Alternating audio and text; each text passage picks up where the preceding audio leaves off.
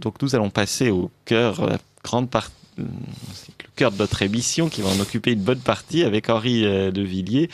Donc le mois dernier, nous avions donc poursuivi la découverte de la liturgie syriaque et nous nous étions arrêtés à l'offertoire. Voilà. Bonsoir Henri. Bonsoir Benjamin. Et cette fois, donc nous allons poursuivre après la messe. On arrive au cœur même de la messe, à et savoir, notamment avec la découverte des anaphores, alors puisqu'il en a, je crois, 82 anaphores en usage dans la liturgie Mes fiches ne sont pas syriaque. Enfin, qui ont été, puisque certaines sont tombées en désuétude. Les syriaques orthodoxes, jacobites, en utilisent quand même encore une quarantaine, à peu près couramment, et les catholiques ont restreint leur choix sur une dizaine d'anaphores. Ce qu'on appelle anaphore, c'est l'équivalent du canon dans la messe latine. Voilà, tout à fait. Canon, ou dans le langage liturgique moderne, ce qu'on appelle aussi prière eucharistique, en fait. Bon, c'est le cœur même de la messe, c'est-à-dire là où s'effectue la consécration des saintes espèces. Les fidèles apportent le pain et le vin, et celui-ci devient le corps et le sang du Christ par l'action du prêtre qui réitère les gestes et les paroles du Christ à la scène, et qui implore aussi, on va le voir, la venue du Saint-Esprit pour sanctifier ses dons. Et ensuite, évidemment, comme dans toute liturgie chrétienne, on a le Notre Père et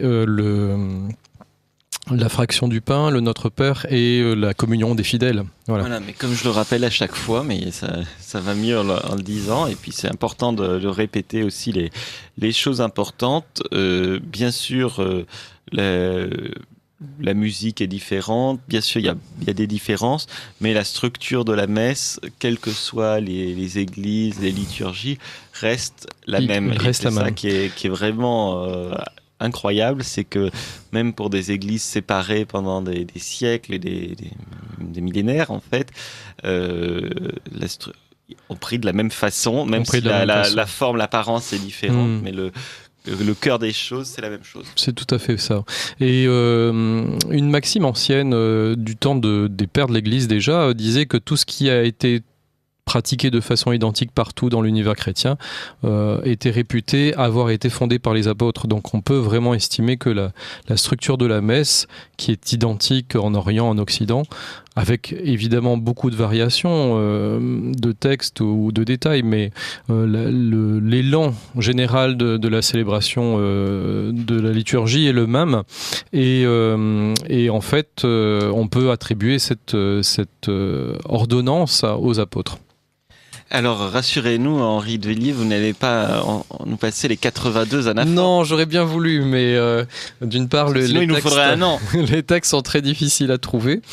Et puis, d'autre part, en fait, on va le voir, la plupart de ces anaphores sont des variations sur un thème donné, et le thème donné, c'est l'anaphore la plus ancienne, la plus vénérable, la plus passionnante, qui a soulevé le plus l'enthousiasme des liturgistes du 19e et du 20e siècle. C'est l'anaphore de Saint Jacques, frère du Seigneur.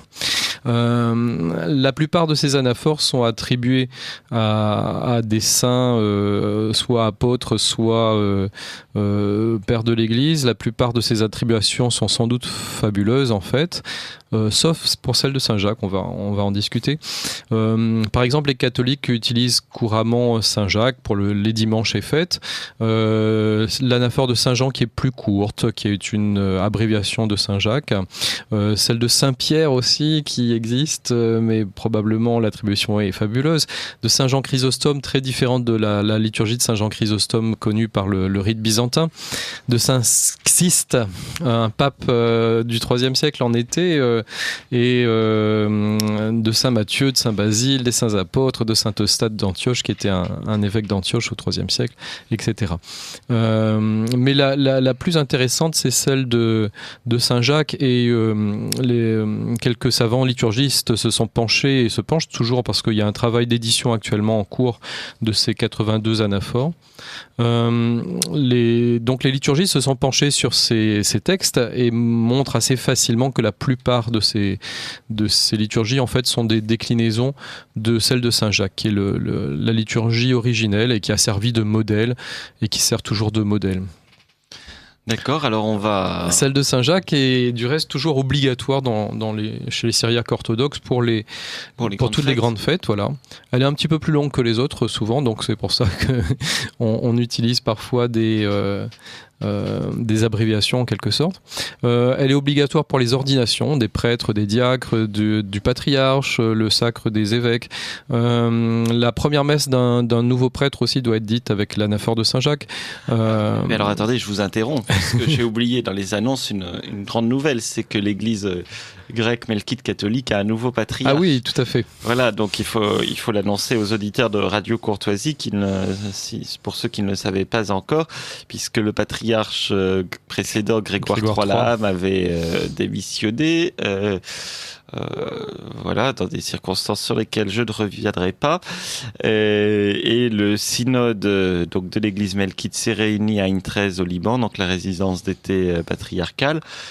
Et à la fin juin, très rapidement, en fait, 24 heures, ils ont élu, donc il fallait une majorité des 2/3, et donc ils sont tombés rapidement d'accord, déjouant les pronostics des oiseaux de mauvais augure qui annonçaient une crise pour Aurélien le patriarche.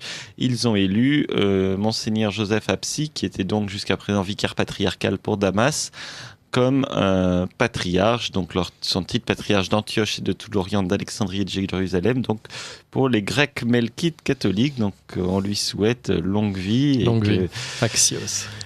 Voilà, et qu'il réussisse dans sa lourde tâche. Et donc j'espère, je ne sais pas si je pourrais être à l'heure où on enregistre, je pourrais être à son intronisation. La date est prévue. Alors on enregistre, je ne sais pas encore, j'ai l'impression. Oui. Pour l'instant, il était en train de recevoir les félicitations au Liban. Il n'est pas encore allé en Syrie. Il va venir en Syrie la semaine suivante. Après, il y a toute l'accueil, les félicitations à la fois du clergé, des nombreuses églises, puisqu'il y a beaucoup d'églises différentes, ensuite du clergé musulman, et puis également des autorités civiles. Donc ça fait beaucoup, et puis du peuple, donc ça fait des longues journées de félicitations. Donc une fois au Liban, et après il faut faire la même chose à Damas, puis il faudra aller aussi en Alexandrie pour la même chose. Donc ce sont des grosses journées avant de pouvoir se mettre effectivement au travail. Donc pardon Henri. Non, je vous en prie, c'était une nouvelle très importante. Voilà, j'avais oublié de l'annoncer. Donc revenons à cette vénérable anaphore de Saint Jacques le mineur, Saint Jacques frère du Seigneur. Frère du Seigneur, évidemment qu'on ne se méprenne pas, frère au sens araméen ancien, c'est-à-dire cousin, et la démonstration est assez facile de faire que ce que les évangiles dénomment les frères du Seigneur sont en fait les cousins du Christ, les cousins germains. Et Saint Jacques le mineur a été premier évêque de Jérusalem, donc c'est un patronage assez prestigieux pour ce texte vénérable. Et effectivement, il semblerait qu'on remonte là aux sources mêmes de la prière de l'église de Jérusalem. Alors il y a plusieurs théories qui s'affrontent et beaucoup de liturgies se sont passionnées sur ce texte vénérable qui est connu dans plusieurs recensions. Déjà, il existe en grec, ce qui est assez logique puisque l'église de Jérusalem, comme l'église d'Antioche en Syrie, était hellénophone, et c'est la liturgie de ces deux patriarcats manifestement qui a été en usage jusqu'à l'époque des croisades, et c'est au moment des croisades où Byzance a estimé que son rite était supérieur et a fait disparaître, s'est attaché à faire disparaître quasiment le rite ancien d'Antioche en grec, donc la liturgie de Saint-Jacques en grec. Alors cette liturgie de Saint-Jacques en grec, elle était encore célébrée à Jérusalem, dans le patriarcat de Jérusalem, le patriarcat grec orthodoxe de Jérusalem, 3 fois par an pour la fête de Saint-Jacques, le dimanche après Noël où on fait encore mémoire de Saint-Jacques, et puis la fête des 70 apôtres, puisque Saint-Jacques faisait partie des apôtres. Jusqu'à aujourd'hui. Jusqu'à aujourd'hui, elle était aussi célébrée. Oui, elle était aussi célébrée traditionnellement dans une île grecque, l'île de Xanthe, probablement qui avait dû recevoir une émigration de Grecs originaires de Syrie de façon ancienne, et j'imagine que c'est ce qui a préservé ce rite, qu'on retrouvait par exemple à Rome au 8e siècle aussi. La liturgie de Saint-Jacques était célébrée dans un monastère grec romain. On a des manuscrits de cette époque. Là encore, probablement des moines qui s'étaient réfugiés à Rome au moment de la crise iconoclaste ou de l'avancée de l'islam en Palestine et en Syrie. Donc on a une première version grecque. On a la version de la liturgie de Saint-Jacques qui existe chez les Syriaques orthodoxes et catholiques. Cette liturgie à laquelle on s'attache en ces 3 émissions, qui est une liturgie célébrée en araméen, en syriaque. Il s'agit d'une traduction en araméen de la liturgie grecque. On retrouve les formules grecques d'ailleurs, qui sont souvent... vous l'avez dit, mais il faut répéter pour les auditeurs. Oui. On parle de quel Saint-Jacques ? Alors Saint-Jacques, l'un des 12 apôtres et frère du Seigneur. Pas Saint-Jacques qui a fondé...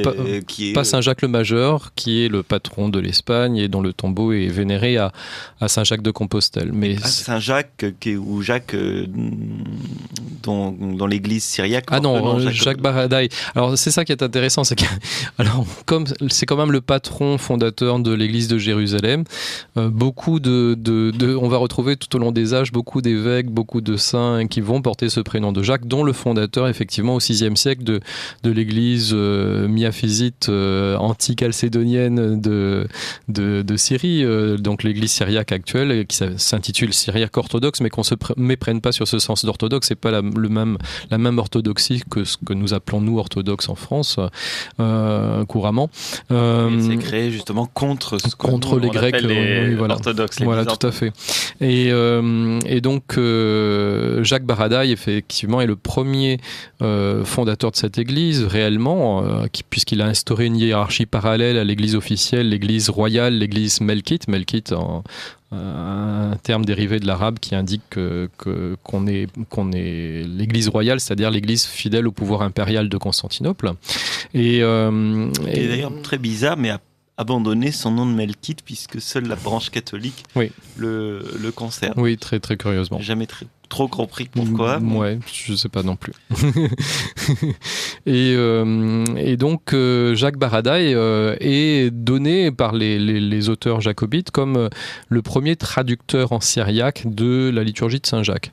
Ceci dit, à mon avis, il a peut-être refait une traduction à partir du grec, mais on a des indices qui montrent que on devait utiliser cette liturgie aussi en syriaque avant le VIe siècle.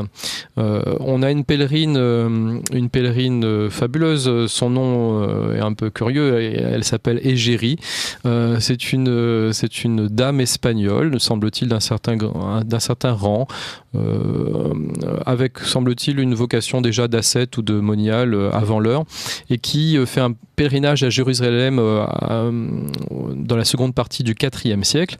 Et Égérie décrit de façon très intéressante la liturgie célébrée à Jérusalem, et elle rapporte que dans tous les offices, il y a l'évêque qui chante la liturgie en grec, et à côté, il y a un prêtre qui redouble les prières en syriaque, en fait. Donc il y a une traduction simultanée en quelque chose, parce que on avait déjà ce bilinguisme dans les communautés chrétiennes de Syrie et de Palestine, qui se retrouvent encore aujourd'hui, puisqu'on a encore ces communautés syriaques araméennes, et puis ces communautés grecques qui utilisent encore le grec, bon, souvent l'arabe aussi, mais qui ont un peu le grec, un peu le grec de temps en temps, qui en tout cas relèvent d'une tradition grecque, voilà. Alors déjà je rappelle que vous écoutez Radio Courtoisie, libre journal de la plus grande France de Benjamin Blanchard, et je reçois ce soir dire comme d'habitude. Henri de Villiers, maître de chapelle à Saint-Eugène et à la Très Sainte Trinité, la paroisse russe catholique. Et donc nous sommes en train de terminer notre découverte de l'église, des églises syriaques et notamment de la liturgie et de la musique en vigueur dans les églises syriaques. Et nous parlons de l'anaphore, c'est-à-dire le canon, la prière eucharistique de Saint-Jacques, qui est un peu la principale, en tout cas celle en usage pour les grandes fêtes dans l'église syriaque. Alors justement, je parlais de cette traduction en syriaque de l'anaphore de Saint-Jacques. La version qu'on a encore en usage aujourd'hui dérive d'une deuxième traduction faite officiellement par un évêque d'Édesse à la fin du 7e siècle, Jacques d'Édesse. Le texte de cette liturgie a été augmenté notamment dans les interventions du diacre au 9e, 10e siècle par un évêque de Mossoul et surtout au XIIe siècle par le saint Thomas d'Aquin syriaque, comme j'aime à l'appeler, c'est-à-dire Denis Bar Salibi. Donc elle a commencé à prendre une proportion sans doute trop longue, ce qui fait qu'au XIIIe siècle, Bar Hébraeus, qui est aussi un célèbre docteur de l'église syriaque, l'a abrégé, ce qui fait qu'on a deux formes de la liturgie de Saint-Jacques, une version longue et une version brève en fait. Donc j'ai plutôt... j'ai essayé de refaire une traduction. Alors, j'ai pas une connaissance approfondie du syriaque, mais on a une traduction latine faite sur la version longue, publiée par Renaudot, le célèbre abbé Renaudot, qui était notre premier journaliste en France, qui a publié cette version de la liturgie de Saint-Jacques en 1715, vous voyez. Pourquoi Renaudot l'a publié? Entre autres parce que la liturgie de Saint-Jacques a été au XVIe siècle utilisée dans les controverses avec les protestants.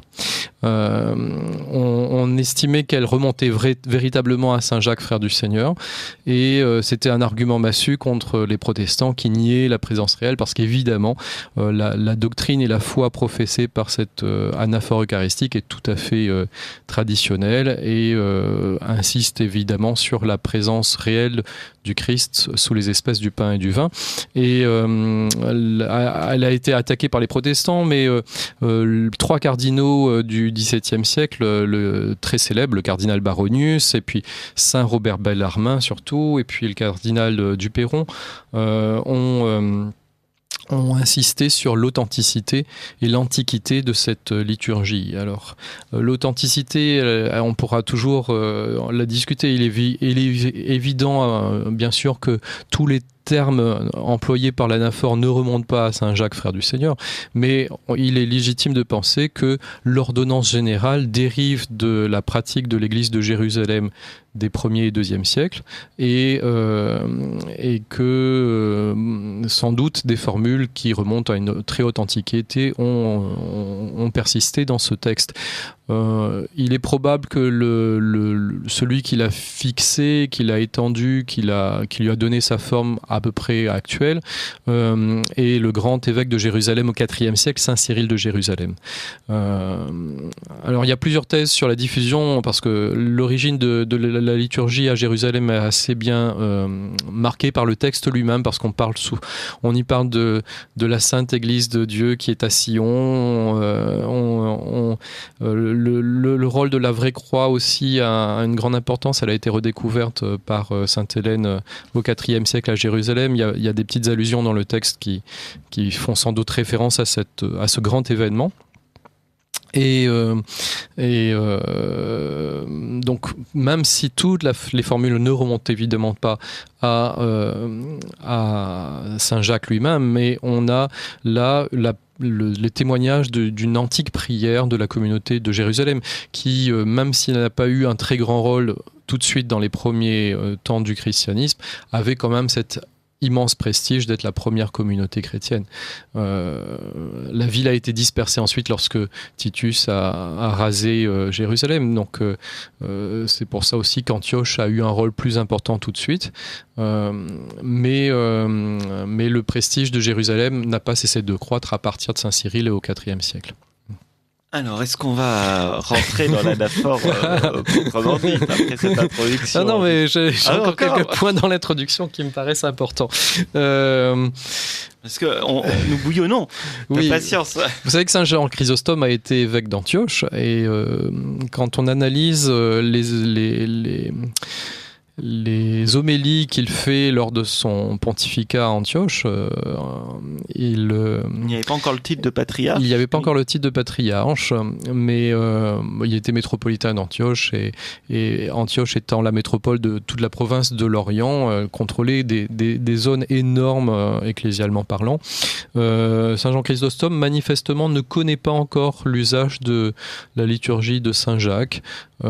Si on analyse les quelques traces dans ces homélies qui sont des citations de passages de la liturgie, et le changement a dû intervenir juste après, vers les années 430, et il semblerait qu'on ait mixé en fait l'anaphore de Saint Jacques avec ce qui était pratiqué à Antioche, et qu'on a fait une synthèse des deux en fait. C'est ça que nous avons actuellement, et c'est une assez belle réussite.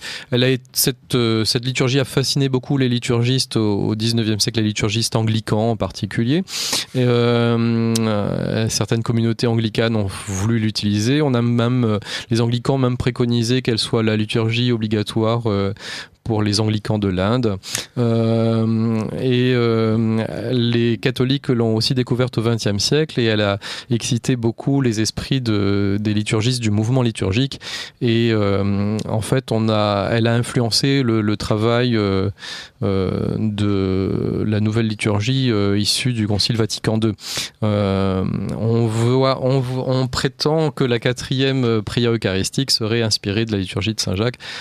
C'est une inspiration quand même qui reste très très lointaine. Elle n'est pas aussi la version courte alors. Peut-être, oui. Mais en tout cas, Louis Bouillet, par exemple, qui est un acteur fondamental du mouvement liturgique, a estimé beaucoup, tenait en grande estime cette vénérable et antique anaphore eucharistique. Ce qui est intéressant de noter, c'est qu'on a un texte assez primitif, même plutôt très primitif, mais qui a déjà une doctrine très bien exposée, notamment sur la Sainte Trinité. Le rôle de chaque personne divine est bien affirmé. Malgré tout, il reste quelques petites maladresses. Notamment l'anaphore s'adresse au Père, et puis hop, tout d'un coup on passe au Christ sans transition, juste après les paroles du récit de l'institution dans l'anamnèse, puis on revient au Père immédiatement. C'est aussi une marque, semble-t-il, d'antiquité, parce que c'est peut-être comment expliquer ça, une petite faiblesse justement qui trahit une origine ancienne. Un travail plus récent aurait été sans doute plus poli, plus rigoureux, avec une approche peut-être plus scientifique de la prière en tout cas. Voilà. Que dire encore, c'est que cette anaphore a eu une extension très importante, puisqu'elle a été non seulement utilisée en Syrie et en Palestine par les communautés qui dépendaient des patriarcats historiques de Jérusalem et d'Antioche, et dans tout le ressort de leur patriarcat, et du coup également en Géorgie et en Arménie, où elle a été employée. D'ailleurs, on vient de redécouvrir une centaine de manuscrits géorgiens. En Arménie, dans les églises arméniennes. Oui. Et la liturgie arménienne dérive en fait de la liturgie de Saint-Jacques. La liturgie de Saint-Jacques se retrouve aussi en Éthiopie, ce qui n'est pas une grande surprise, car on le verra sans doute lorsqu'on attaquera ce magnifique pays. Bientôt. Eh bien, l'Éthiopie a été... Demain, comme on dit, au Proche-Orient. L'Éthiopie très extensif. L'Éthiopie a été évangélisée au IVe siècle par 2 Syriens, Frumens et Édèse, et Saint Frumens était d'origine syrienne. Et ensuite, au VIe siècle, il y a eu 13 saints moines qui sont en grande vénération encore dans le peuple éthiopien actuellement, qu'on appelle les saints syriens, amusant jeu de mots en français, et ces 13 saints syriens ont... ils n'ont pas de casoar. Ils ont sans casoar, ont évangélisé en profondeur les campagnes éthiopiennes. Et donc le point de contact était établi avec la Syrie, et c'est tout à fait logique de retrouver cet anaphore de Saint Jacques parmi les anaphores éthiopiennes. Et par contre, ça n'a pas rayonné dans le reste de l'Afrique, dans le patriarcat d'Alexandrie. D'Alexandrie, non, même si on note quand même que, comme on verra, là, puisqu'on attaquera la liturgie copte par la suite, une des anaphores les plus anciennes de la liturgie copte, l'anaphore dite de Saint Basile, mais qui n'a rien à voir avec la Saint Basile grecque, est très proche de l'anaphore de Saint Jacques. Donc il y a encore sans doute des points de contact difficiles à établir, puisque ça remonte à des époques très anciennes de la chrétienté. Mais au 2e, 3e siècle, l'église d'Alexandrie avait une grande... on ne peut pas dire qu'elle avait étendu sa juridiction, mais en tout cas, elle avait une grande proximité intellectuelle avec les évêques de Jérusalem. Origène, par exemple, le célèbre docteur de l'église d'Alexandrie, de l'école d'Alexandrie, avait enseigné en Palestine également. Mais alors donc, cette liturgie qui était utilisée, donc Antioche et Jérusalem, donc bizarrement, alors même que Alexandrie était assez proche, une grande proximité avec Jérusalem, n'a pas été utilisé par les Grecs en Alexandrie. À Alexandrie, non. Non. Ils avaient leur propre liturgie, on reviendra dessus. C'est très difficile de savoir ce que l'église melkite d'Alexandrie utilisait avant, autrefois. Elle devait avoir aussi sans doute les versions grecques des liturgies actuellement en usage chez les Coptes, mais... là encore, comme en Syrie,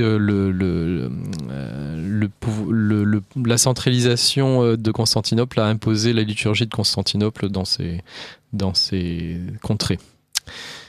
Bien.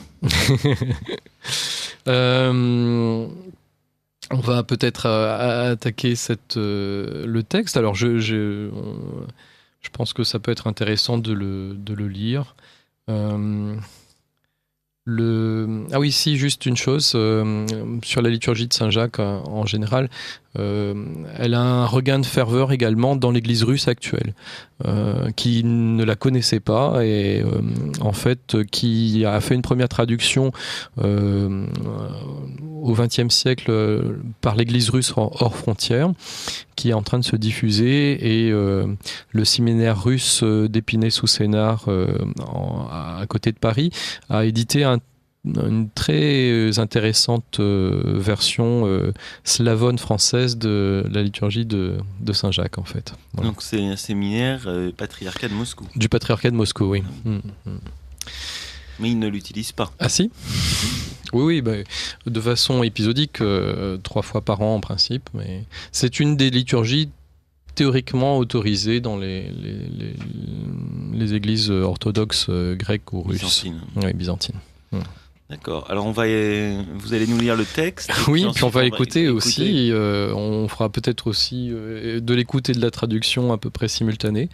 En fait, l'anaphore commence avec la fin de l'offertoire chez les Syriaques. Là, on va suivre bien sûr la version syriaque. On laisse de côté la version grecque qui organise les choses de façon différente. Le texte se sépare parfois de façon assez importante. Donc là, chez les Syriaques, en fait, les 81 anaphores vont toutes commencer par les prières qui entourent le baiser de paix. Le baiser de paix est donné à la fin de l'offertoire, juste avant l'anaphore.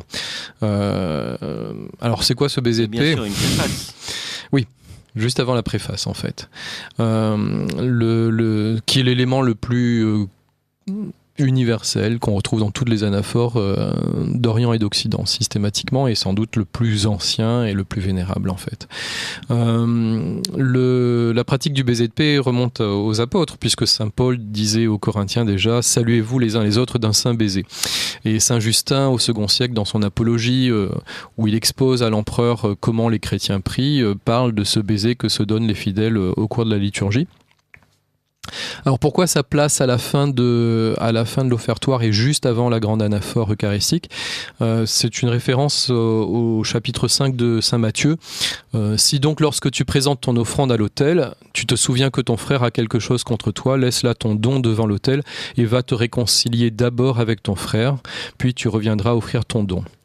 Donc c'est cette idée que dans l'Église latine, voilà. Le BZP est après le canon, l'anaphore. Oui.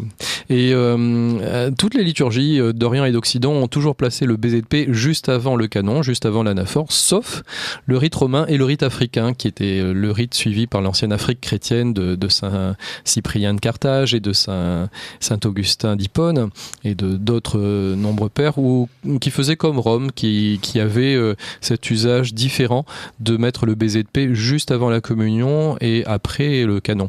En le justifiant d'une façon différente, il ne reprenait pas cette idée de réconciliation avec les frères qui est exprimée par la plupart des liturgies, mais qui disait que la paix venait du Christ en fait, qui nous donne la paix. C'est une autre idée, c'est le Christ ressuscité qui apparaît à ses apôtres et qui les salue en leur disant la paix soit avec vous. Et donc on reçoit la paix du corps du Christ. Et dans les liturgies africaines et romaines, c'est le prêtre qui quelque part baise les saintes espèces et puis reçoit ce baiser et va le transmettre au diacre qui le transmet au cœur et ainsi de suite. Donc on reçoit le salut du Christ en quelque sorte. Et c'est tout aussi beau et c'est tout aussi vénérable et ancien. Donc il ne faut pas, comme certains dans l'Église catholique romaine actuelle cherchent à changer la place du BZP, ce serait une erreur à mon avis. Il faut aussi garder cette petite différence qui exprime aussi autre chose. Oui, bon. Ce qui est très intéressant, c'est de voir que, bien sûr, la structure est la même, la foi est pratiquement la même. Mais ensuite, chaque tradition, chaque région géographique a son histoire et ses traditions avec leur propre légitimité. L'étude d'autres traditions n'a pas pour but de délégitimer sa propre tradition. Au contraire, je pense que la comparaison des liturgies est surtout pour mieux comprendre notre propre tradition, en fait. C'est ça l'enrichissement de découvrir ce que font les autres églises, c'est qu'on peut mieux comprendre en profondeur ce que nous-mêmes nous faisons et ça permet d'éclairer avec des jours nouveaux ce que nous faisons depuis des siècles en fait. Voilà, il ne faut pas tomber dans la tentation bien connue de mélanger les rites. Oui, ou de penser que tout était toujours mieux ailleurs et donc de vouloir sans cesse imiter ce qui se fait ailleurs en dévalorisant ce qu'on a toujours fait. Tout à fait. Alors, je rappelle que vous écoutez Radio Courtoisie. Alors, on va enfin lire cette très belle anaphore. C'est un des sommets de la liturgie universelle. Alors, le célébrant chante une prière, les mains croisées, et cette prière précède en fait le BZP. Dieu de tout et Seigneur, même si nous en sommes indignes, rends-nous dignes du salut, afin que sans malice et unis par le lien de la charité, nous nous saluons les uns les autres d'un saint et divin baiser. Nous te rendons gloire et action de grâce, à toi ainsi qu'à ton Fils unique et à ton très saint, bon et adorable donateur de vie et consubstantiel esprit, maintenant et toujours et dans les siècles des siècles. Amen. Alors le baiser de paix dans l'église syriaque, c'est un ministre qui vient recevoir la paix des mains du célébrant et qui baise sa main et ensuite qui transmet le baiser de paix en touchant les mains des autres ministres du corps et ensuite c'est transmis aux fidèles également. Donc c'est pas comme dans toutes les liturgies qui ont conservé l'usage du BZP, c'est pas une poignée de main, c'est pas le geste profane qui est utilisé pour se saluer normalement. C'est bon. Il est probable qu'à l'origine c'était un vrai baiser, mais en Orient on est souvent passé à autre chose. Mais en tout cas, c'est le geste qui est retenu n'est pas l'usage profane. En tout cas, ce qu'on voit actuellement, alors comme il n'y a pas comme on est à la radio, bien sûr, difficile de d'imaginer, mais c'est que la personne qui transmet arrive avec les deux mains et donc les entrouvre et donc l'interlocuteur place ses deux mains jointes au milieu et ça se transmet comme ça. Ça rappelle l'hommage, c'est peut-être une influence des croisades, c'est peut-être l'hommage qu'on faisait en Occident au Moyen-Âge, mais en tout cas c'est pas la façon dont on se salue dans la rue, dont on salue son boucher ou sa. Et d'ailleurs on voit un geste de piété que je trouve assez émouvant, c'est de voir souvent les fidèles après avoir reçu la paix ainsi s'en imprègnent en se mettant les mains sur le visage, sur le corps pour se répandre la paix qu'ils viennent de recevoir de l'autel. On avait aussi des très beaux usages en Occident. Alors on note qu'en Occident, le baiser de paix sur la bouche a été pratiqué, semble-t-il, jusqu'au XVIe siècle. Et du reste du temps des pères de l'Église, on séparait les hommes et les femmes dans les églises à cause de ça. Mais et on avait donc une moitié de l'église pour les femmes et une moitié pour les hommes. Alors chez les Mozarabes par exemple, on transmet toujours la paix, souvent avec l'instrument de paix qui est une petite plaque représentant le Christ et qu'on présente à baiser aux fidèles. Actuellement, dans le rite romain traditionnel, le baiser de paix ne se transmet qu'aux membres du chœur, en fait, ne va pas jusqu'à la nef. Mais on pourrait imaginer une disposition... Mais pas sur la bouche, par la collade. Oui, par la collade. Tout à fait. Et là aussi de façon très rituelle, en fait, et pas de façon profane. Alors on va écouter une première piste. Je vais essayer de faire la traduction en même temps. C'est un dialogue entre le peuple, le célébrant, le diacre, qui va entourer donc cette transmission de la paix. Oui, il faut mettre les casques pour pouvoir traduire en même temps.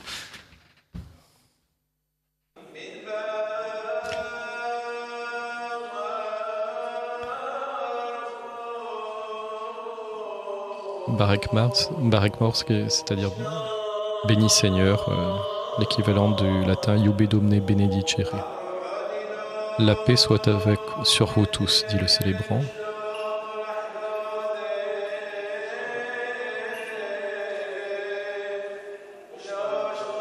Le diacre chante « Donnons-nous la paix les uns les autres, chacun à son voisin, par un saint et divin baiser, dans l'amour de notre Seigneur et Dieu. »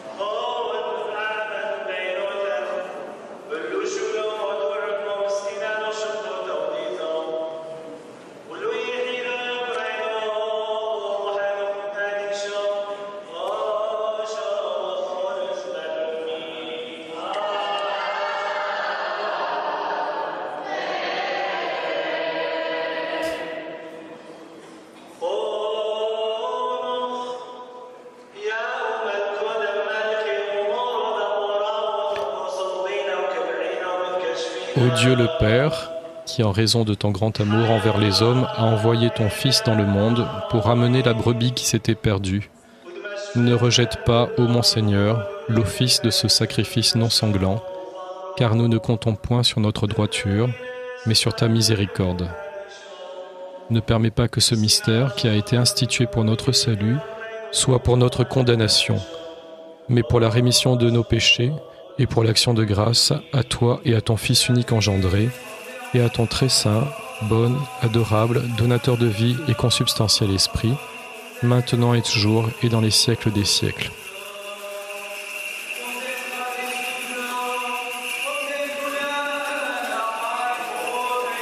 Le bruit qu'on entend est celui des ripidia, des sortes d'éventails munis de clochettes qui sont agités par les servants de la messe aux moments les plus importants.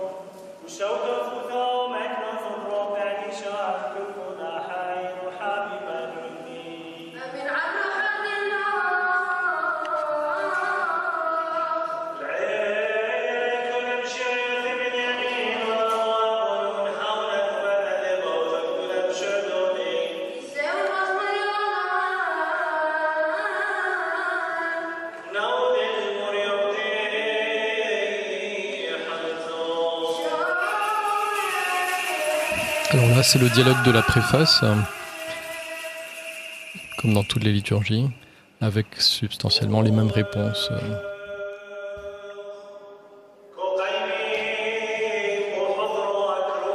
L'amour de Dieu le Père, la grâce de son Fils unique engendré et la communion et la descente du Saint-Esprit soient toujours sur vous tous, mes frères, et avec ton esprit. Alors, c'est un enfant qui a répondu, donc ça pourrait être le peuple également. Élevons nos intelligences, nos pensées et nos cœurs à cette heure vers là où le Christ trône à la dextre de Dieu le Père. C'est le Sursum Corda de la liturgie latine. Et on répond, ils sont auprès du Seigneur Dieu. Là, on entend le Sanctus. Kaddish, Kaddish, Kaddish. Saint, Saint, Saint, le Seigneur Dieu Tout-Puissant. Le ciel et la terre sont remplis de ses gloires. Hosanna dans les hauteurs. Béni soit celui qui est venu et qui viendra au nom du Seigneur. Hosanna dans les hauteurs.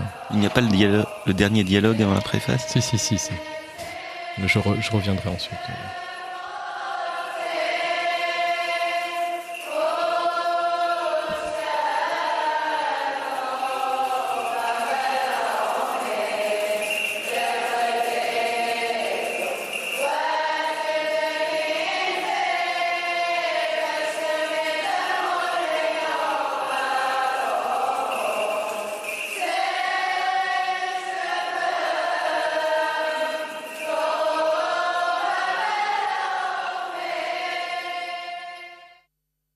Vous écoutez Radio Courtoisie et nous venons d'entendre l'anaphore de Saint-Jacques. Le début, oui, le tout début à fait. de l'anaphore de Saint-Jacques. Les prières de la paix, le dialogue de la préface et la préface elle-même. Alors une partie de la préface est dite à voix basse par le célébrant. Je vais revenir sur le dialogue de la préface parce que on voit le parallélisme avec toutes les autres liturgies. Donc, le diacre invite à se tenir bien dans la crainte. On a également ça dans la liturgie byzantine. Puis le célébrant.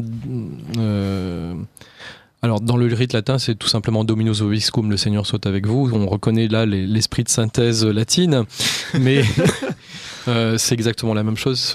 L'amour de Dieu le Père, la grâce de son Fils unique engendré et la communion et la descente du Saint-Esprit soient toujours sur vous tous, mes frères. Le peuple répond, et avec ton esprit, et cum spiritu tuo.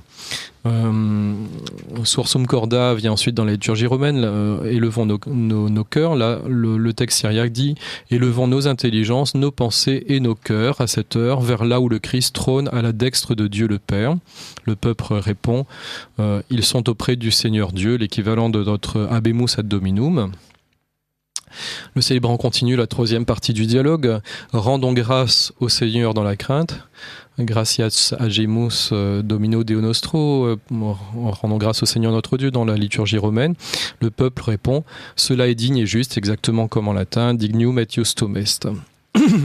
La préface commence toujours, comme dans toutes les liturgies, par cette exclamation, vraiment, il est digne et juste de te rendre grâce, de prier, de louer le Créateur de tout l'univers.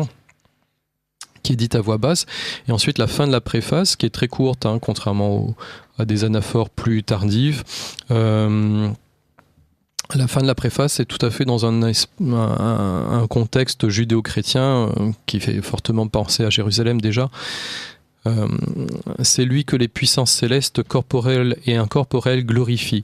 Le soleil, la lune et toutes les étoiles, la terre, les mers et tous les premiers-nés inscrits dans la Jérusalem céleste, les anges et les archanges, les vertus célestes, les principautés, les trônes, les dominations, les puissances, les chérubins aux innombrables yeux et les séraphins aux 6 ailes, qui se couvrant leurs faces et leurs pieds volent l'un à l'autre en chantant l'hymne 3 fois sainte, criant et disant. Et le peuple répond exactement le Sanctus à des petite variante près Saint, Saint, Saint, le Seigneur Dieu Tout-Puissant, le ciel et la terre sont remplis de ses gloires. Hosanna dans les hauteurs, béni soit celui qui est venu et qui viendra au nom du Seigneur. Hosanna dans les hauteurs. On voit que les parentés sont très fortes. Sont très fortes, bien sûr, comme dans toute liturgie. Et ce qui est l'originalité peut-être de cette préface, c'est l'association du ciel et de la terre. D'habitude, la préface nous élève vers les hauteurs célestes, justement, et convoque les puissances angéliques nombreuses pour que nous chantions avec les anges Saint, Saint, Saint. Mais là, il y a une association très intéressante des éléments de la nature avec les éléments de la création invisible. On convoque le soleil, la lune et toutes les étoiles, la terre, les mers. On parle de la Jérusalem céleste et on associe ça avec le concert des anges et des archanges, des séraphins et des chérubins. C'est une idée qui n'a, à mon sens, pas été reprise dans d'autres anaphores eucharistiques chrétiennes. En fait, c'est vraiment une originalité. Voilà. Alors vous écoutez Radio Courtoisie, le libre journal de la plus grande France, dirigé par Benjamin Blanchard, et je reçois ce soir Henri de Villiers, maître de chapelle à Saint-Eugène et à la paroisse russe catholique de la Très Sainte Trinité. Et nous développons la liturgie syriaque. Nous sommes rentrés pour cette 3e émission consacrée à la liturgie syriaque dans le cœur des saints mystères avec l'anaphore, donc le canon, la prière eucharistique. On a écouté un prêtre syriaque qui célébrait en Allemagne, à Bouna Aziz Khan. On va écouter à nouveau le Sanctus, Kaddish, Kaddish, Kaddish, chanté cette fois-ci par la paroisse Saint-Georges syriaque orthodoxe de Bruxelles.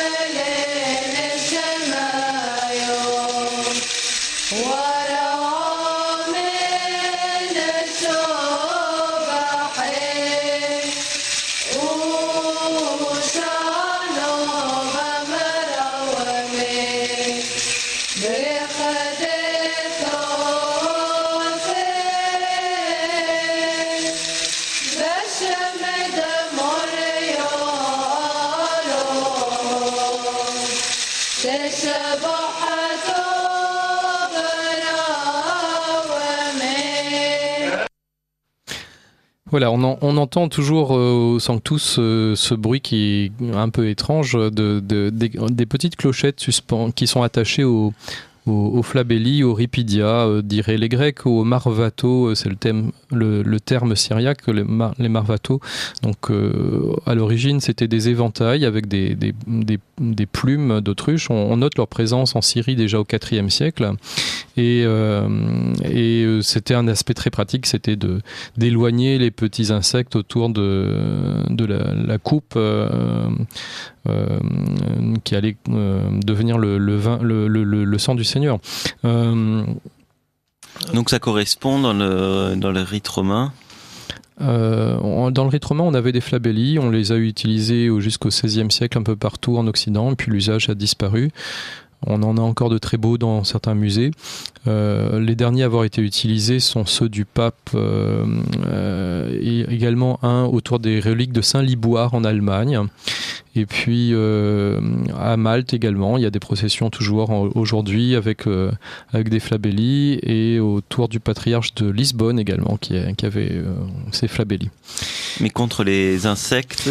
Oui, c'était à l'origine aussi contre les insectes. Et ensuite, c'est devenu une marque d'honneur, soit pour l'Eucharistie, soit pour l'Évangile, soit pour une relique, soit pour un personnage qui peut être le pape ou un évêque. Alors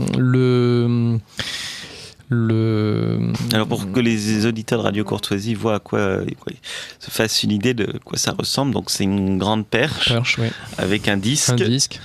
Et des grelots tout autour du disque, et donc il y a deux servants de part et d'autre du célébrant qui tendent ces perches et qui au-dessus de l'autel, en direction et qui de l'autel. les secouent. Et ce bruit de clochette, en fait, finalement, joue la même fonction également que les clochettes dans le rite latin, qui sont agitées par les acolytes. Il s'agit aussi d'avertir les fidèles au moment les plus importants de la liturgie. Et attention, il se passe quelque chose, c'est ça que ça veut dire. En fait, et sinon, elles sont posées sur l'autel. Oui. On enlève le manche et elles sont posées sur l'autel de part et d'autre. De part et d'autre. Juste après le Sanctus arrive le post-Sanctus, comme disent les liturgistes, et voici celui de la liturgie de Saint-Jacques. Le prêtre le dit en silence, certaines prières importantes sont dites en silence, d'autres sont chantées, en tout cas le silence du canon est quelque chose qui est pratiqué en Orient de façon très ancienne également, comme en Occident. Vraiment tu es saint et auteur de la sainteté, ô roi des mondes, et saint est ton Fils, notre Seigneur Jésus-Christ, et saint est de même ton Esprit Saint qui scrute tout ce qui est secret. Tu créas l'homme à partir de la terre, et le plaça dans le paradis, et lorsqu'il transgressa ton commandement, tu ne l'as pas laissé tomber, mais tu l'as guidé par les prophètes, et quand fut venue la plénitude des temps, tu as envoyé dans le monde ton Fils unique engendré, qui, lorsqu'il eut pris chair du Saint-Esprit et de la Vierge Marie, restaura ton image qui était altérée. Le célébrant prend alors l'hostie sur la patène avec sa main droite et la pose sur sa main gauche, et il lève les yeux au ciel pour commencer le récit de l'institution de l'Eucharistie. Quand lui, qui est sans péché, fut prêt à accepter la mort volontaire pour nous pécheurs, il prit du pain dans ses mains saintes, et lorsqu'il eut rendu grâce, il le bénit et le sanctifia et le rompit, et le donna à ses saints disciples en disant « Recevez, mangez-en. Ceci est mon corps qui, pour vous et pour beaucoup, est brisé et donné pour la rémission des péchés et pour la vie éternelle. » Et le peuple répond « Amen. » Le célébrant prend alors le calice dans ses deux mains, puis le tient dans la main gauche. Il fait des signes de croix sur lui. Il va poser son index droit sur le bord du calice pour chanter la consécration du vin. De même, il prit la coupe, et quand il eut rendu grâce, il le bénit et le sanctifia et le donna à ses disciples et dit « Recevez, buvez-en, vous tous. Ceci est mon sang qui, pour vous et pour beaucoup, est répandu et donné pour la rémission des péchés et pour la vie éternelle. » Et le peuple répond « Amen. » On va écouter le chant des paroles de la consécration par un patriarche orthodoxe d'Antioche, syriaque, mort Ignace 39 Jacques III, qui a été patriarche et qui est mort en 1980. Donc c'est un enregistrement un peu historique. L'antéprécédent patriarche.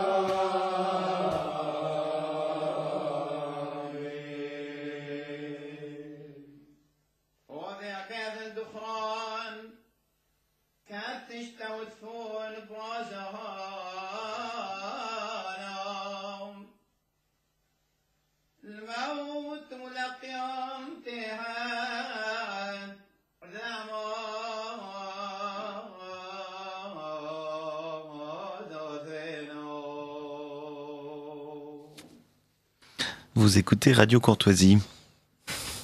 Voilà, nous venons d'écouter le récit de l'institution de l'Eucharistie, la consécration, en tout cas pour les catholiques, c'est la consécration.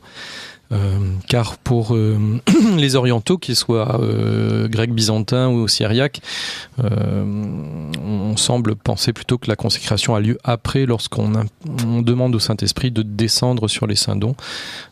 C'est une caractéristique forte de la tradition d'Antioche, en fait, dès les origines. Et je ne me souviens plus, je reviens un peu en arrière dans plusieurs émissions. Est-ce que chez les Assyriens, oui. À quel moment est la consécration ? Alors, il y a 3 anaphores chez les Assyriens et chez les Chaldéens. L'anaphore d'Adaï et Marie, tout aussi vénérable et sans doute encore plus ancienne que l'anaphore de Saint-Jacques, mais qui, originairement, semble-t-il, n'a jamais eu de récit de l'institution. Elle a l'épiclèse, et encore on se demande si l'épiclèse n'est pas un ajout postérieur qui a dû se faire au 2e, 3e siècle. Et donc là, la consécration se fait avec l'appel au Saint-Esprit. Oui, tout à fait. Et le sens général des prières, en fait, d'action de grâce. Mais les 2 autres anaphores, celles de Théodore de Mopsueste et de Nestorius, sont tout à fait régulières, en ce sens qu'elles ont à la fois le récit de l'institution et la descente du Saint-Esprit, ensuite l'épiclèse. Voilà, parenthèse refermée. Du reste, ce serait très intéressant de mettre en perspective l'anaphore de Saint-Jacques et celle d'Adaï et Marie, et il y a quand même des points de contact assez importants, ce qui n'est pas une surprise non plus, puisque c'était quand même tout ça dans le ressort du patriarcat d'Antioche primitif, en fait. Alors après ces paroles, donc le célébrant va accomplir des gestes un peu mystérieux. Il va prendre un petit coussin, le gomuro, qu'il va déplacer. Il va poser la cuillère qui va servir à la communion dessus, puis il va les élever tous les deux. Et chez les commentateurs et pères syriaques, cette élévation de cette cuillère sur ce coussin, en fait, est là pour signifier la seconde venue du Seigneur. Il va placer aussi une éponge qui va servir aux purifications. Il va changer sa place sur l'autel et va dire: faites ceci en mémoire de moi quand vous partagerez ce sacrement, commémorant ma mort et ma résurrection jusqu'à ce que je vienne. Et là, le peuple répond quelque chose qui va nous sembler très familier parce que ça a été repris par les liturgistes qui ont fabriqué la nouvelle liturgie romaine. Le peuple répond: ta mort, Seigneur, nous la commémorons, ta résurrection, nous la confessons, et ta seconde venue, nous l'attendons. Que ta miséricorde soit sur nous tous. Voilà. C'est sans doute la chose la plus évidente reprise de la liturgie de Saint-Jacques. Sans doute que Louis Bouillet voulait davantage son acclimatation dans un contexte de nouvelle liturgie romaine, mais c'est à peu près tout ce qui a été conservé. Ensuite, l'ananès continue et là, changement un peu abrupt, on s'adresse au Christ sans transition. Le célébrant chante les mains en croix, tandis que nous commémorons, Seigneur, ta mort et ta résurrection le 3e jour, ton ascension au ciel, ton intronisation à la dextre de Dieu le Père, et ta seconde venue où tu jugeras le monde avec justice et récompenseras quiconque selon ses actes. Pour cette raison, nous t'offrons ce sacrifice non sanglant, afin que tu ne nous traites pas selon nos dettes, ni ne nous récompenses selon nos péchés, mais selon tes abondantes miséricordes, efface les péchés de tes serviteurs. Pour cela, ton peuple et ton héritage font monter leurs supplications vers toi, et à travers toi à ton Père en disant, et là le peuple répond: aie pitié de nous, Dieu Père Tout-Puissant, nous te glorifions, nous te bénissons, nous te prions et nous t'adorons. Ô Seigneur notre Dieu, aie compassion et pitié de nous, ô seul bon. Le célébrant étend ses mains et lève les yeux vers le ciel à nouveau et dit en silence: nous aussi, Seigneur, tes serviteurs faibles et pécheurs, t'offrons l'action de grâce et reconnaissons ton amour bienveillant sur tous et envers tous.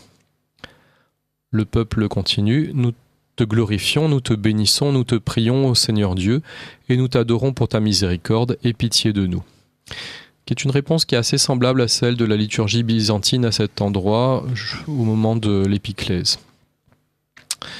Le diacre dit ensuite Barek mort, c'est-à-dire béni maître. On demande au prêtre de bénir en quelque sorte. C'est l'équivalent strict de l'expression latine Iube Domne benedicere, veuille maître bénir. Et le diacre chante quelque chose qui est très proche aussi dans le texte et assez semblable à ce que dit le diacre assyro-chaldéen au même endroit. Combien terrible est cette heure et combien redoutable est ce moment, mes bien-aimés, lorsque le Saint-Esprit des plus sublimes hauteurs prend ses ailes et descend et plane et repose sur cette Eucharistie ici présente et la sanctifie. Soyez calmes et sereins, tout en restant debout et en priant.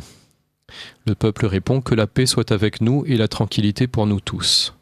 Et pendant ce chant, en fait, le célébrant va agiter ses mains sur les mystères en mimant en quelque sorte le vol de la colombe du Saint-Esprit et va s'incliner et dire en secret, toujours l'idée du silence du canon au moment les plus importants. Et voici le texte de l'épiclèse de la liturgie de Saint-Jacques. Aie pitié de nous, Dieu le Père, et envoie sur ces offrandes ton Saint-Esprit, Seigneur égal à toi, et au Fils, dans la domination, le règne et la substance éternelle. Lui qui a parlé par ton Ancien et ton Nouveau Testament, et qui descendit sous la forme d'une colombe sur notre Seigneur Jésus-Christ dans le fleuve du Jourdain, et sous la forme de langue de feu sur les apôtres au Cénacle. Le célébrant interrompt sa prière pour chanter une exclamation un peu étrange, puisqu'il va dire « Réponds-moi Seigneur, ô seul bon, aie compassion et aie pitié de moi ». Et le peuple va chanter, on va l'écouter, prêtez l'oreille, vous allez l'entendre, c'est assez frappant. « Kyrie eleison », alors à la syriaque, c'est-à-dire « Kyrie eleison », 3 fois. Et le célébrant va finir...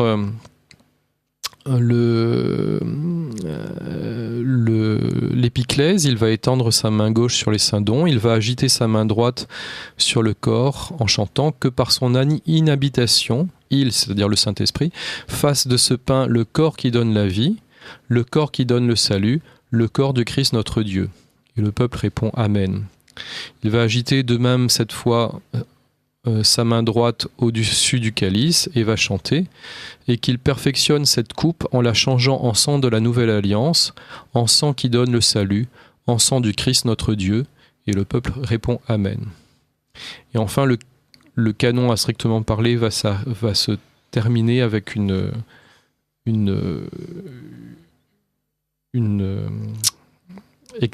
ekphonie finale. Enfin, le prêtre va chanter en étendant ses mains, afin qu'il puisse sanctifier les âmes et les corps de ceux qui en prendront part, afin qu'ils puissent porter le fruit de bonnes actions pour la confirmation de la Sainte Église qui est fondée sur la pierre de la foi et qui est invincible pour les portes des enfers. Délivre-la jusqu'à la fin des offenses des hérétiques, afin qu'elle puisse glorifier et louer toi et ton Fils unique engendré et ton Saint-Esprit, tout saint, bon, adorable et donateur de vie, qui est une unique substance avec toi, maintenant et toujours, et dans les siècles des siècles. Et le peuple répond Amen. On va écouter maintenant l'épiclèse de la liturgie de Saint-Jacques en syriaque, dans la langue du Christ, toujours avec une communauté syriaque en Allemagne.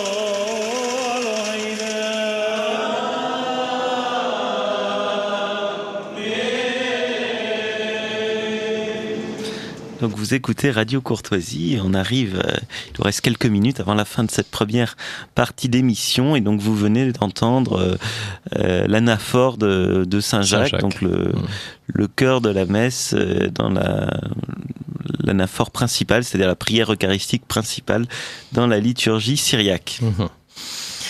Et juste après cette épiclèse, l'anaphore continue, même si techniquement l'amen qu'on vient de faire, c'est l'amen de fin du canon, si on compare avec le rite romain, avec des diptyques. Alors qu'est-ce que c'est que les diptyques ?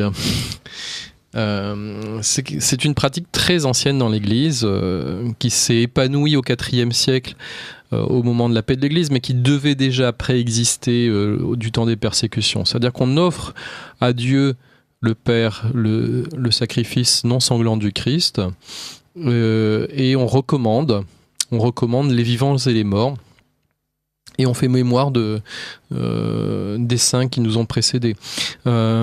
Pourquoi diptyque ? Parce qu'à l'origine, les diacres utiliser des tablettes en deux parties, un genre de petit cahier qui se refermait, deux tablettes, souvent en ivoire. Nos musées on conserve des spécimens absolument extraordinaires. Ce sont des travaux artistiques de grande valeur. Vous pouvez aller au musée du Louvre et vous en verrez, par exemple, de très très belles, très anciennes. Et ces diptyques étaient des tablettes. D'un côté, la face extérieure était en ivoire, et sur la face intérieure, on mettait surtout un revêtement de cire, et les diacres écrivaient les prénoms des fidèles morts ou vivants pour lesquels on offrait le sacrifice, en fait. Donc c'est encore continué dans notre église latine actuelle, où on va faire des offrandes pour dire une messe pour un tel ou un tel, un vivant ou un mort. Ça existe toujours chez les Byzantins, où on va présenter des petits pains, des prosphores avec un petit papier sur lesquels on va indiquer les prénoms de ceux pour qui on veut prier. Si vous venez à la paroisse russe catholique de la Très Sainte Trinité, rue François Gérard, le dimanche à 9h15, vous verrez à l'entrée, il y a des petits papiers. Et vous pouvez marquer. Et les diptyques étaient à l'origine, dans toutes les liturgies, ces noms pour lesquels on priait, pour lesquels on offrait le saint sacrifice de la messe. Les noms de ces fidèles étaient proclamé par le diacre. Ça a été conservé dans toutes les liturgies. Parfois, la place des diptyques a été réduite. On va voir qu'elle a été conservée dans la liturgie syriaque et dans la liturgie de Saint-Jacques à cette place. Après la consécration, on fait mémoire des vivants et des morts pour lesquels le sacrifice est offert. D'autres liturgies ont eu d'autres places. Et probablement que la place la plus ancienne devait être à l'offertoire, puisque c'était un mouvement naturel. Les fidèles venaient avec le pain et le vin qui allaient être utilisés pour faire le sacrifice, et disaient pour qui ils voulaient que le sacrifice soit accompli. La liturgie des Gaules procédait ainsi. Le rite d'Espagne, le rite mozarabe, utilise encore largement des diptyques très étendus à l'offertoire. Dans la liturgie romaine, on a les diptyques qui existent toujours, même si les fidèles n'y prêtent pas forcément attention, parce qu'ils sont dans le canon romain, et dans la liturgie traditionnelle, le canon est à voix basse, donc on ne l'entend pas. Le diptyque des vivants, memento, les deux mementos, celui des vivants et celui des morts, qui encadrent la consécration avant et après. On fait mémoire, on prie autrefois pour l'empereur, pour le roi, et pour les évêques, pour le pape, et puis pour un tel et un tel. Et donc les diptyques existent aussi dans notre liturgie romaine. Ça m'est apparu comme quelque chose de très intéressant. Je crois qu'on est pris par le temps, c'est ça ? Voilà, c'est ça. En fait, on va se retrouver dans quelques minutes pour la seconde partie de l'émission, Henri de Villiers, et on pourra poursuivre sur les diptyques. Chers auditeurs, je vous dis à tout de suite, dans quelques minutes, pour la seconde partie de cette émission. Merci.